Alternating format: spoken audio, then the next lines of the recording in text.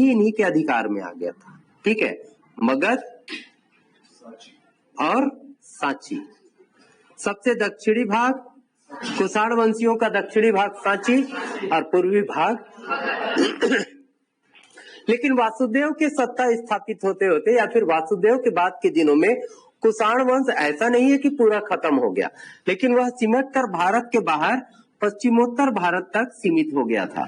अर्थात इधर उनका क्या हुआ वो तो हमारे जानने का विषय नहीं है, लेकिन भारत से उनका अधिकार क्षेत्र लगभग समाप्त हो गया था। ठीक है, वासुदेव के बाद के दिनों में। वही दूसरी ओर देखेंगे कि ये जो इनके पहले जो शासक थे, शक शासक, उनका क्षेत्र भी सीमित होता जा रहा था, दक्षिण से बाहर चले गए थे। अर्थात ये जो पहले पूरे क्षेत्र में विस्तृत थे वे अब केवल सीमित क्षेत्रों में ही काम कर रहे थे और ऊपर से इनका उत्तरोत्तर ह्रास देखने को मिलता है। मतलब लगातार इसमें भी इस राजवंश के लोग भी क्या हो रहे थे, पतन की ओर जा रहे थे। शक्तिशाली शासक इन वंशों में भी नहीं दिख रहा था। हमने पढ़ा था शकों के अंतिम दिनों में कौन राजा आ गया था, शकों रुद्र सिंह जैसा कमजोर व्यक्ति यहाँ का राजा बन गया था। यहाँ तक कि गुप्त वंश की बात करेंगे तो गुप्त वंश में चंद्रगुप्त प्रथम, ठीक है, चंद्रगुप्त प्रथम का प्रथम विजय अभियान ही रुद्र सिंह तृतीय के खिलाफ होगा। मतलब सबसे पहली लड़ाई वो इन्हीं के खिलाफ लड़ेंगे। तो कमजोर शासक आ गए थे।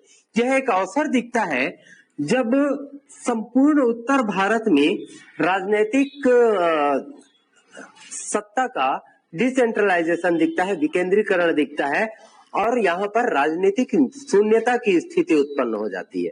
चौथी शताब्दी के अंतिम दिनों में अर्थात 350 ईस्वी के बाद के समय को देखें तो यह संपूर्ण क्षेत्र जो कभी राजनीतिक गतिविधियों का केंद्र हुआ करता था, वर्तमान इस समय क्या हो रहा था, शून्यता की स्थिति थी। अर्थात इस जगह के लोगों में अराजकता फैल रही थी। हर कोई अपने आप को राजा समझ रहा था। इसका मतलब क्या है, जब तक कोई राजा ना रहे, केंद्रीय शक्ति ना रहे, तो लोग क्या हो जाते हैं, अराजक हो जाते हैं, मोनोपोली आ जाती है लोगों में। ठीक है, किसी अनुशासनहीनता आ जाती है। ठीक है, तो यही स्थिति बन गई थी कि यहाँ पर कोई भी केंद्रीय शक्ति नहीं दिख रहा था इन दिनों। कुषाण यहाँ तक सिमट गए थे, शक यहाँ तक पहुंचे नहीं थे या फिर यहाँ से खदेड़ दिए गए थे और पश्चिमी क्षेत्रों तक सीमित हो गए थे।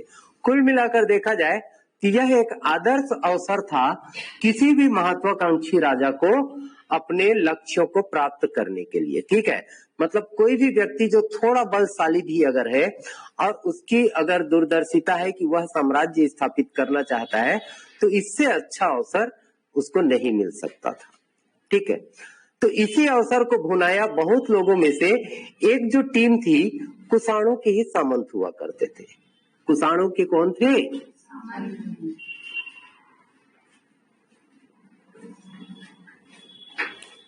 अर्थात जिस समय कुषाण वंश अपने चरम पर था, मगध तक पहुंच चुका था, तो उस समय उन्होंने मगध क्षेत्र में सामंत स्थापित कर दिए, छत्रप स्थापित कर दिए और वापस वो कहाँ आ गए, मथुरा और पुरुषपुर आ गए। ठीक है, तो इस क्षेत्र में जितने भी सामंत थे उनमें से एक वर्ग था जिसको गुप्त वर्ग कहा गया। ठीक है, गुप्तों को क्या कहा गया है, कुषाणों का सामंत कहा गया है।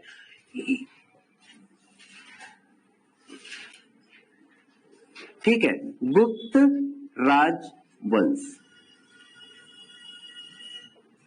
इसी राजवंश ने अपनी महत्वाकांक्षा को क्या किया, अमली जामा पहनाया और मौका देखते ही स्वयं को स्वतंत्र घोषित कर लिया।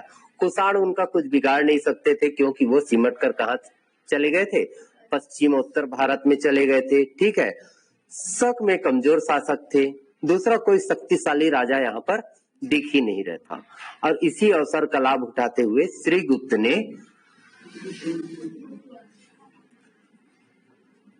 240 ईस्वी में गुप्त वंश की नींव डाल दी। ठीक है, पुणे से एक ताम्रपत्र प्राप्त हुआ है किसका, प्रभावती वाकाटक का। किनका, प्रभावती वाकाटक। एक्चुअल में वो कौन थी, प्रभावती गुप्त थी। ठीक है, तो पुणे से जो ताम्रपत्र प्राप्त हुआ है उसमें श्रीगुप्त को इस वंश का या गुप्त वंश का आदि पुरुष बताया गया है। आदि पुरुष अर्थात केवल स्थापना करते हैं, टीम को आगे बढ़ाते हैं। हालांकि इनका शासन काल था 280 ईस्वी तक। कब तक, 280 ईस्वी तक इन्होंने शासन किया, लेकिन इन्होंने अपने नाम के आगे कोई बहुत हाई फाई उपाधि या टाइटल धारण नहीं किया। इनके नाम के आगे सिर्फ एक ही उपाधि दिखती है, महाराज की। कौन सी उपाधि? महाराज की। और उस समय के ग्रंथों से और दूसरे साहित्यिक स्रोतों से पता चलता है कि उस समय महाराज सामंत लोगों की टाइटल हुआ करती थी। सामंत लोग क्या उपाधि धारण करते थे? महाराज। जैसे अगर इस नाम के आगे महाराजाधिराज मिल गया, ये एक लेवल हुआ करता था, स्लैब हुआ करता था। सामंत महाराज उपाधि धारण करेंगे। बहुत सारे सामंतों के ऊपर जो अधिकार जमा कर रखेगा वह क्या उपाधि धारण करेगा? महाराजाधिराज। ठीक है, महाराज किसके अधीन शासन करते हैं? वह राजा, वो क्या कहलाएगा? महाराजाधिराज। तो श्रीगुप्त ने महाराजाधिराज की उपाधि धारण नहीं की थी। इनकी उपाधि क्या थी? महाराज की उपाधि। ठीक है, बताया जाता है कि इन्होंने एक मंदिर का निर्माण करवाया था और मंदिर के देख रेख और एक ट्रस्ट बनाया था। मंदिर निर्माण करवाया और ट्रस्ट के लिए 24 गांवों को दान में दिया था। कितने गांवों को? 24 गांवों को। तो फिर ये जो ओरिजिन हुए, श्रीगुप्त के नेतृत्व में जो राजवंश उदय हुआ, उन्होंने अपनी सत्ता कहाँ स्थापित की थी? डेफिनेटली जो जगह राजनीतिक गतिविधियों से शून्य हो चुका है, उसी क्षेत्र पर सत्ता स्थापित करेंगे। तो गुप्त वंश ने यह नींव डाली थी कौशाम्बी में। कहां पर? कौशाम्बी। अर्थात अगर वर्तमान प्रदेशों की बात करें तो इनके अधिकार क्षेत्र में यूपी था और बिहार था। उत्तर प्रदेश और बिहार क्षेत्र में इन्होंने शासन स्थापित किया। गुप्तों ने अपनी प्रारंभिक सत्ता कहाँ स्थापित की? उत्तर प्रदेश और बिहार में। लेकिन गुप्तों के अधिकांश जो अभिलेख प्राप्त होते हैं, उनसे संबंधित जो साक्ष्य प्राप्त होते हैं, वे उनका अधिकांश संकेंद्रण कहाँ है? उत्तर प्रदेश में। इससे ये पता चलता है कि बिहार था जरूर उनके अधिकार में, लेकिन बिहार में उन्होंने बहुत ज्यादा काम नहीं किया था, बल्कि उनका प्रिय क्षेत्र या उनका एक्टिविटीज का मेन जो एरिया था वह क्या था? उत्तर प्रदेश था। इसीलिए उत्तर प्रदेश के क्षेत्र से ही उनके ज्यादा अभिलेख और साक्ष्य प्राप्त होते हैं। क्लियर है यहाँ तक? गुप्त कौन थे? इस संबंध में इतिहासकार थोड़े से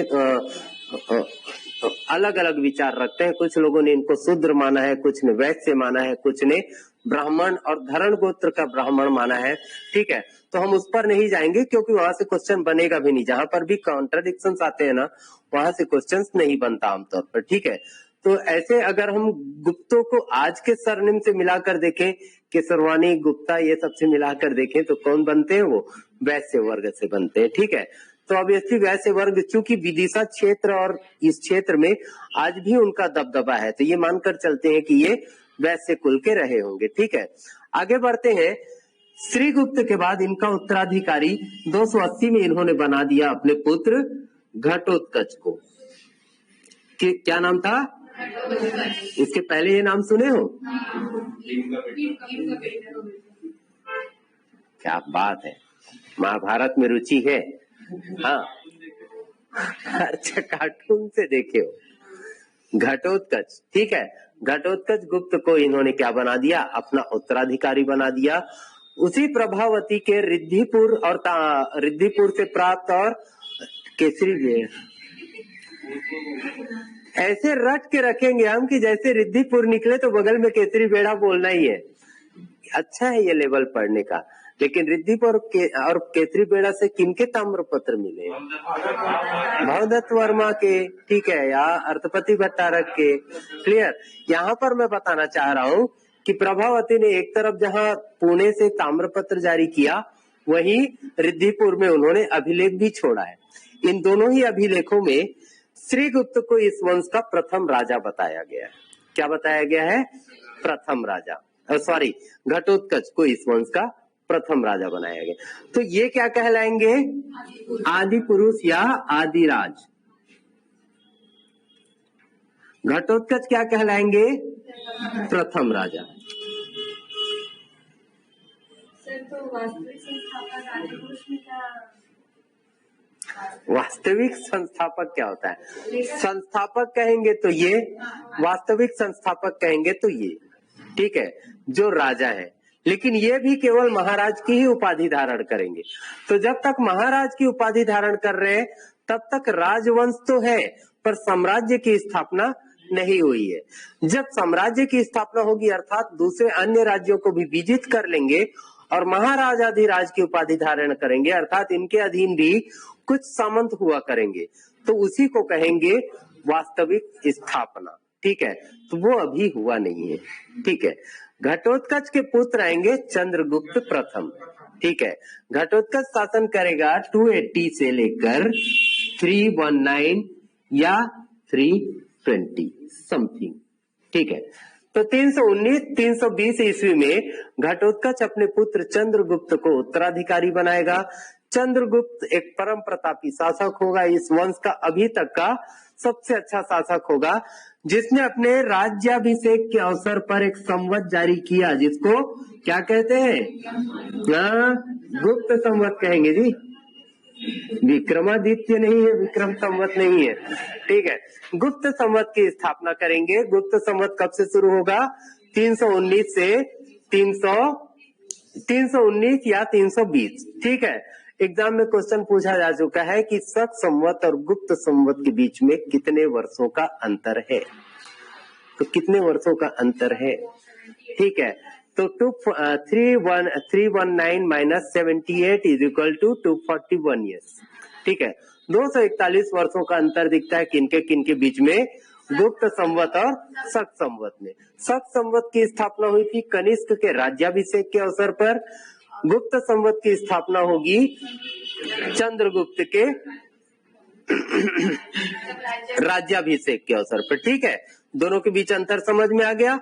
अब इन्होंने जो ये प्रतापी शासक थे, इन्होंने ही क्या किया? गुप्त वंश को एक साम्राज्य के रूप में स्थापित किया और महाराजाधिराज की उपाधि धारण की। ठीक है, तो महाराजाधिराज की उपाधि धारण करने वाला पहला राजा कौन होगा? नहीं लिखाया है, चंद्रगुप्त प्रथम। ठीक, चंद्रगुप्त प्रथम का विवाह हुआ था लिच्छवी नरेश की बेटी से। ठीक है, लिच्छवी नरेश की बेटी, जिनका क्या नाम था? कुमार देवी। ठीक, क्या नाम था? कुमार देवी से इनका विवाह हुआ और इसके बदले में इनको लिच्छवी वाला क्षेत्र अर्थात वैशाली उपहार में प्राप्त हो गया। तो वैशाली पर इनका अधिकार हो जाएगा। वैशाली यही है ना? पक्का याद है? पूछूं पूरा? चलो 16 महाजनपद बताओ। याद तो है ना सबको? उस समय तो याद करा दिया था, फिर मैं दोबारा बीच में पूछ लूंगा आप लोगों को, है ना, ताकि भूलो मत। तो इनका विवाह कहाँ किनके साथ हुआ? चंद्रगुप्त प्रथम वेट्स कुमार देव, ऐसे होता है क्या? वेट्स कुमार देवी।